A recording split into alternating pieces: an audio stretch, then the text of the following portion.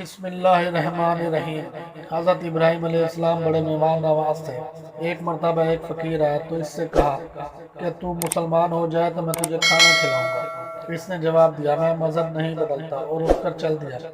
ادھر اللہ تعالیٰ اس سارے معاملے کو دیکھ رہا تھا کہ ایک فقیر کا دل ٹوٹا ہے اور وہ اپنی ضرورت کو پورا کرنا کے لیے مارا پھر رہا ہے۔ اس کے ٹوٹے ہوئے دل پر اللہ کو بڑا پیار ہے کہ ایک حدیث میں آتا ہے، میں ٹوٹے ہوئے دلوں کے پاس رہتا ہوں۔ تو فقیر کی پریشانی دور کرنے کے لیے اللہ تعالیٰ نے جبرائیل علیہ السلام کو بھیجا اور کہلوایا، اے میرے خلیل، یہ 70 سال سے میرا نافرمان ہے، لیکن میں نے اس کی روٹی بند نہیں کی، اسے کھلایا پلایا۔ اگر آپ بھی ایک وقت کھلا دیتے تو کیا حرج تھا، اس کو واپس بلا کر کھانا کھلائیں۔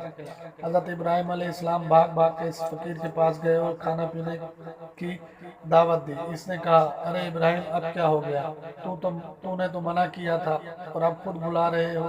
حضرت ابراہیم علیہ السلام نے وہی جبرائیل کا واقعہ سنایا تو اس فقیر نے فوراً کہا، ارے ابراہیم، تیرا رب اتنا مہربان ہے تو میں مسلمان ہوتا ہوں۔